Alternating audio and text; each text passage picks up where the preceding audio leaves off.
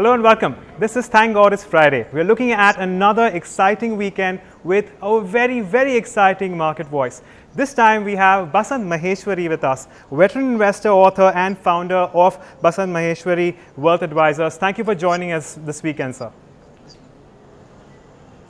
Well, thank you. I'm going to start off with the current environment with the low interest rates that we are facing. Now, there is an understanding that whenever the environment has low interest rates, price to earnings multiples will be elevated. And considering the fact that the interest rates in India are lower and as low as they can ever be, are we looking at a new normal when it comes to price to earnings? We are already at around 23, 24 times, which is very close to what we saw in 2008, 2009. Is this the new normal when it comes to PE multiples? Thank you. Good to be with you. First time, I think. When we compare the indices with the price earnings multiple, so we say 8 years back the PE was 26 and it peaked out, and today it's 22, and in 2000 it was 50, and in Harshad Mehta's time it was 80. I'm just giving a bright number. What we don't talk at that time is the composition of the index changes. So in 1992 you had the 80, 90% or 70% of the index, the Sensex that I'm talking about, Nifty wasn't even born, comprising out of cyclicals, and cyclicals by nature are low PE stocks. So in 2000, you had the IT boom, but still the composition of the secular growth, the services that we say, that wasn't there. In 2008, the trend has shifted. 2017, as we stand now, it's comprising predominantly of companies that are secular growth. So what was a 12 PE at that time, I'm just giving a broad number, could well be 22 right now. So because the composition of the indices have changed. So that's for the PE argument. I think comparing one PE of the Nifty with a different constituent of with the Nifty with completely separate constituents about say 10 years back, 15 years back is flawed with danger, because you can't compare apples and mangoes and bananas and whatever. So about the interest rate scenario, obviously whenever a bull market is born, it's not the first time that's going to happen this time, it's not the last time. So whenever it's born, it's always born on low interest rates. But the beauty with low interest rates is you need liquidity to fuel anything, and liquidity chases growth. So, of course, we might say that the Nifty is at 9,600. It might go, I don't know where it goes. We can't be the soothsayer talking about the Nifty all the time. But if the Nifty were to go up, there will be 2, 3, 4 sectors that would lead the market. And as investors, we have to focus on those sectors. And the classic thing that happened, the leaders of the previous bull market never repeat themselves. So in 2008, you had one of the IT companies going bust, which was Satyam.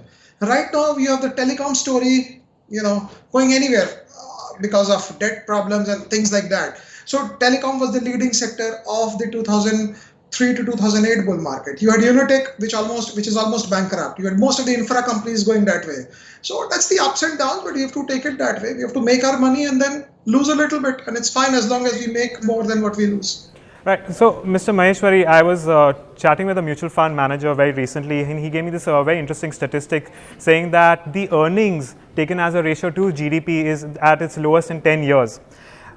We're going to have the implementation of GST pose some challenges with respect to the bottom line in at least the next couple of quarters.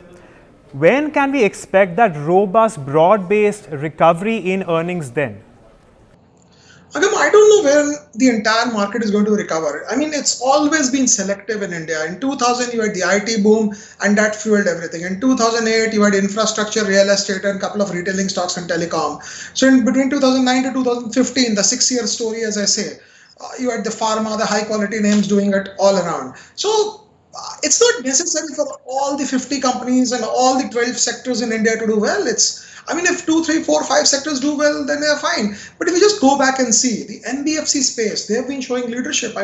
Look at the kind of growth they're showing, 30, 40%. Of course, some of them have been in a bad loan kind of a problem, but that's temporary, I guess. That's going to sort themselves out. The housing finance companies, where we are primarily invested in super bullish for the last several years, I think they're growing at the speed of knots, 30, 40%. So, I don't think the entire economy is going to improve and all the sectors are going to grow at 20, 30%. That never happens because growth is very scarce. So I think the majority of companies that would lead this market are already showing their signs. We have to identify them and play them rather than try and get on an old horse, because old horses never ride fast.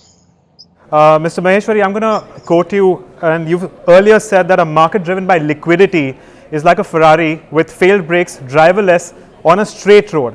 What we have to take care of is the curves. What are the curves that you may think of in the near term or the medium term that could hit the markets and may pose a problem for these markets?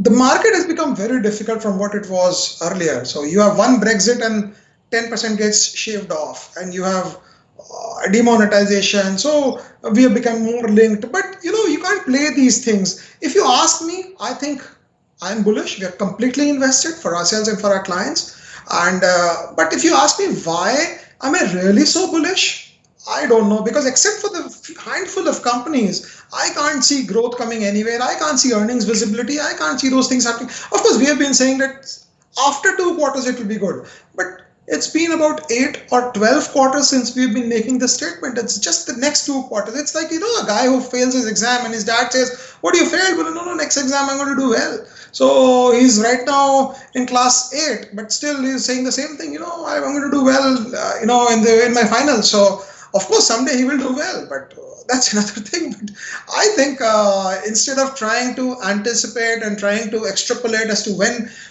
everything would do well, investors should just look at the sectors and the companies that are doing well and just ride on. Mr. Maheshwari, I'm going to address the primary markets then. We have something like a DMart, for example, strong fundamentals, but valuations are far from being reasonable. But for a retail investor, there's little chance of them getting allotted at the IPO level. If there is quality, you reckon that people should still pay a premium and go ahead and buy when the stock lists at a premium? On the first disclosure, we are invested in DMart. It's a first day, first show stock for us, and completely invested and rather over-invested. And it's all at the IPO. It's all at the first day, first show price, the 600, whatever it listed at.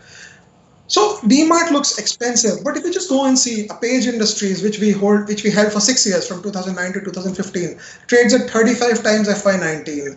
Asian Paints 35 times, HUL 35 times, so 30 times, 40 times. So DMart is say 40 times FY19, or maybe 38 times now, or 42 times. So when the entire basket, and how many years it's been since we thought Asian Paints was expensive, and still people have been making money out of them. PE ratio is a very misleading term, and it's a very informative thing also. It depends on how you look at it. So if you're looking at the trailing PE and you're looking 2 years ahead, the entire thing changes. So when there is visibility, when there is surety, when there is certainty, market tends to look 2 years, 3 years ahead. When there is no visibility, there's no surety, no certainty, market doesn't look even trailing. Market doesn't look at the stock also. So looking at the quality of the stock, the idea is it's better to go wrong on quality, and then it's better to go wrong on valuations than on quality. So there will be a slew of IPOs coming this year, next year, because earlier it was very easy. You had an IPO and you bought it and then you sold it off. But with the PE guys, the private equity guys, they don't leave anything for the retail guys on the table. So the retailers, they have to look at the IPO market, and IPO doesn't mean it's just overpriced like we normally use the cliche. I think that's the place to be in over the next 2, 3, 4 quarters, because a lot of companies will be coming out. But on an overall scale, I think companies that are going to grow at 30 to 40% would be in demand, and you buy them. You assume that they won't make any returns for you for the next 6 months, for the next 9 months, but then once the resultant earnings come in, they catch up with the valuations, and that's how we've been playing this game. Mr. Maheshwari, the current government has a very strong mandate. What are the opportunities right now for the government to improve not just the business, in general, but other opportunities that they do have as long as they're ruling?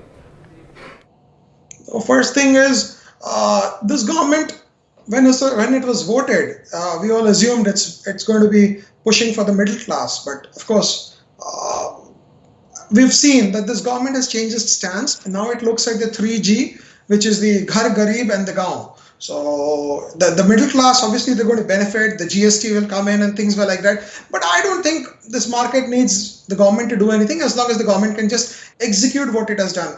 On the other hand, some of the decisions taken by this government might not go down very well with the government. What about the loan waiver that happened? I mean, I'm not a big proponent of these kind of things because they kill the credit culture in this country. And on one side, we're talking of companies that are defaulting on the telecom thing, and on the other side, we are looking at a loan waiver thing. So, but I think if the government can just maintain and do what it has done all this while, it will be fine. But we don't need the government to come up with new policies and procedures and laws and legalities like that. So I'm not too very keen, because next year will be the pre-election year in 2019. So whatever has to happen will happen over the next 6 months. After that, we go populist, lock, stock, and barrel. So they have to win the elections again.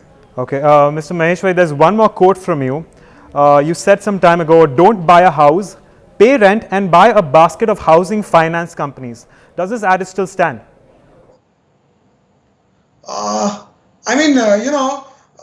This is a very old quote, and I maintain that. I think a sector which is growing at 18 to 20%, and if you just do the math right now, the cost of owning a house by paying EMI for a 20-25 lakh rupee ticket size house is lower than the rent that you would pay. I mean, of course, aided by the tax benefits and things like that. So this sector is just going to boom up into the air, and I think the leaders here will grow at 40% over the next 2-3 years. And markets comprise of 6,000 companies. Out of that, maybe 10 grow at 40%. Maybe the other 30 would grow at 30-35%. There'll be 50 more companies growing at 25%. 200 growing at 20%, and the balance they don't grow, or they grow below 20%. So the entire money chases the top 5-10 companies that grow at 40%. And the history with these 40% growers are, they never come cheap. So we have to pay top dollar to buy them. But once you've got this sector, you've got the sector tailwind, the government pushing it through,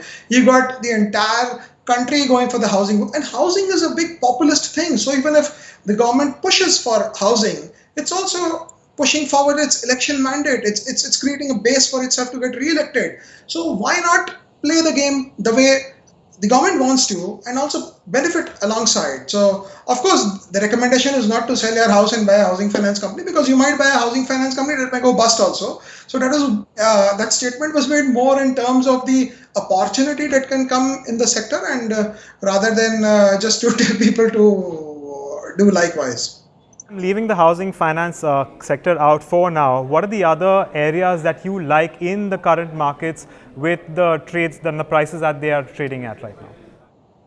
I think the GST is going to really help the organized segment, because the unorganized segment had their business model, which was based upon stealing taxes. So once the unorganized, so you just pick up a sector and you say, what percentage of that is unorganized? So if you say, if 50-60% of that is unorganized, a fair portion of them would become organized, and some of them would just become unviable because their ability to steal taxes wouldn't be there. So one thing good about GST is, let me give you an example. I mean, I think the law says that if you don't pay your vendor within 6 months, then you can't, then your GST benefit that you take for the intra-credit benefit, that goes away. So that's going to facilitate faster movement of currency into the country. And so two themes that we look at is, and of course they're all a part of the organized, unorganized. So is one is the housing finance or the NBFC space, and the other is a little bit anything that has got to do with the consumer, the middle class consumer and the rural consumer. So that's how you have to play it. And of course, there's a lot of story about infrastructure doing well, and but telecom doing well. But I think those sectors might do well. But from a stock market perspective, I think they've had their day in the sun. Mr. Maheshwari, a common question that we get is, there is a stock which has appreciated and become a multi-bagger over a span of 2 to 3 years, and then suddenly it loses all its value, and it's actually coming to losses in a matter of a month or two. The investors want to know, how do you identify, how do you know when to exit a stock and avoid the kind of losses that they've seen in the past? So this is a very common thing that happens. So you just look at it this way. If you buy sector leaders, so how do you know which company is a sector leader? You go into a sector and you see which company is doing the maximum amount of sales in that sector. So ACC from 1992, it still existed. Well, the Kakatia cements and the Kalyanpur cements and the Modi cements, many of them have folded up, and many of them don't even exist. Secondly, from 2000, Infosys, you still get your price back. Wipro is still there, available for trading. The company still exists. The Satyams and the Mastex and the Pentamedias and the Silver Lines and the DSQs, they're all vanished. 2008, you come back again, and then you say L&T is still there. So not that Nagarjuna Construction and the other companies have vanished, but JP Associates, the Unitex, they're all down in the dumps somewhere. So the benefit that we get from this analysis is, if you buy the top-notch company out of the sector, then the problem of losing all that you have made doesn't arise. Of course, you have to lose back something when the bull market finishes. That's the nature of the beast. It takes a little bit from you at the end, and you have to give it back. But the underlying theme is, if you buy the top-notch companies of a sector, then your problem of having to give back everything diminishes. Like, let me give you an example. A company which we owned and we sold 2 years back. We owned it right from 2009 to 2015, Page Industries. So we sold in 2015 because the growth was coming at 15%. Still, you can get 14,000 rupees for the stock, which started moving from 350 because it is a sector leader. And sector leaders with predictable cash flows, with dividend paying capacity, I mean, that's like a cherry on a cake, and you get it free also. So this is a very broad example, but for investors, they have to understand that you buy high quality. Now what happens? So if you're in 2007 and you'll say L&T तो भैया 80 का PE में है, तो मैं JP Associates लेता हूँ, 30 के PE में है. So paying that 50 points extra for L&T is beneficial because you still get your principal back. But the proponents of the value investing theory and the Twitter commandos, as I like to call them, would always say, why buy an L&T at 80p? I'd say it's better to get stuck in 2008 with an L&T at 80p or 60p or whatever than with a JP Associates or a Unitech or anything else. So that's why we say, when we say in Hindi ki महंगा रोए एक बार, सस्ता रोए बार बार. So I think that's the theme that we have to understand if we have to recover the money back. A lot of viewers are very new at investing. Once again, I'm paraphrasing a quote this time. You said we do teach investing in colleges, but a lot of it is total nonsense. Does it always mean then that losing money will be a way to learn from the stock markets? Losing money is a good way to learn as long as we learn why we have lost the money. But if you're just losing it all the time, then it's better not to be in the markets. And let me tell you, 85% of India's market is not fit, and I use the word again, not fit for long-term investing. They comprise of cyclicals, the textile companies, the spinning mills, and the small-scale cement companies. So I think it's the balance 15% that makes up the real meat of the market, where you're going to make big returns. But those 15%, they'll be expensive, they'll always be overvalued, and things like that. So a person, you can't tell him that just because you're losing money, you should carry on and one day you'll make money. As long as, I think the first thing that he has to do is he has to understand what the markets are, and he has to read a lot. But all things aside, this is a full-time job. It's not a work where, you can just go into the market and somebody tells you to buy stocks and you buy it and you make money. So it's very difficult, but normally people who have the inclination to actually understand what things and how they work is, the best advice I can give them is avoid. It doesn't mean stay away. It just means avoid anything that's connected to the government and anything which is cyclical, because these two things you don't control. What happens on the London Middle Exchange tomorrow morning is not in our control. But if you buy an Asian Paints, even in this kind of a valuation, not a recommendation, just an example, you'll still get your money back. We do an 8% pre-tax FD in a bank, and when we go to the market, we want to double our money in 6 months, and we look for multi-baggers in 3 years. So what is dichotomy? So the moment you are in a bank, you're happy with the 8% FD pre-tax, and the moment you come to a market, you want to make 8 times in 3 years. Doesn't happen that way. Well, thank you, Mr. Maheshwari. It was a pleasure speaking with you. As for you guys, we'll see you next week once again on yet another edition of Thank God It's Friday. Till then, it's goodbye.